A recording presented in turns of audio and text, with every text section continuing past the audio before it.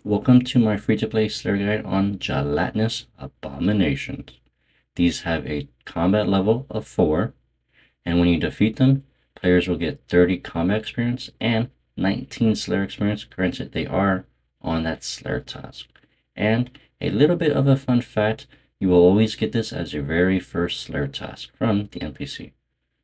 As for the drops, they are very good for seeds, but this is only in a members world. In free to play, you'll only be getting the grimy guams and Terramon, so it's pretty depending on if you want more herbs for like a fresh iron count. It's better to do it in a free to play world. Now, these are only assigned from one Slayer Master, and that would be Turdo and Spyra. This would be the first task they ever do, and they're located just west of the Birth Orb Lodestone. Afterwards, players will need to make their way to the Lodestone. Just west, you should see the Slayer monster NPC. Right-click trade, and at the very top of the screen it says free. You'll want to have the Spiky Gauntlets. Don't worry if you're poor; these are free. Then you will want to wear them, as you will only be able to kill them with those gloves on. Now to get to here, you want to run south of the Birth Orb Lodestone and use any combat style you feel comfortable with. So continue going south. Once you get to the sheep, you'll want to make your way east. And you should see a cave. Enter this cave, although it's pretty much, it depends. Sometimes the cave has a funny glitch, in which case it won't spawn there. You'll just want to simply hop worlds. Once you do enter, you will want to make your way south.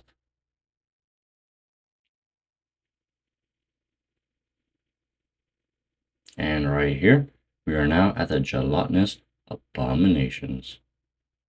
These are pretty easy, although keep in mind they do attack players with range, but because you need to have the Spiky Gauntlets, you will always pretty much kill them, and then your character will run no matter how far, and then you'll get this cool little animation in the background that you tear, I guess, their heart, maybe their eye out, and then afterwards they will be able to drop loot. And then right there, how I was several tiles away, it does in fact drag you.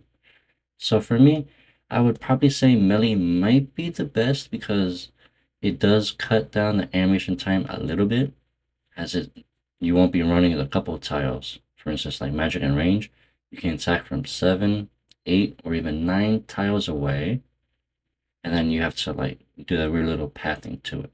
But it kind of depends on really what style you do feel comfortable at. Just remember, they are weak to range, so if you are level 1 in all combat stats, you would be pretty much at a little advantage using range.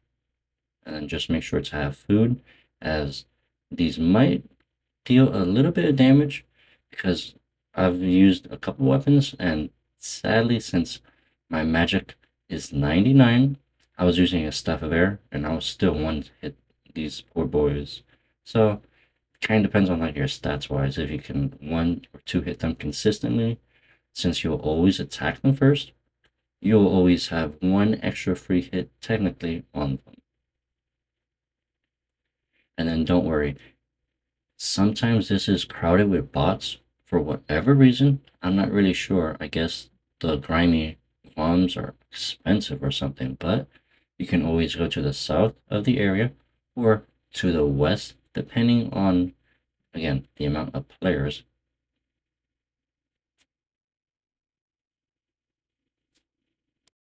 Thank you all so much for watching this, and enjoy the rest of your day. Don't forget to like, subscribe, or comment down below any video suggestions or questions you have, and I will try to answer them. And enjoy the rest of your day.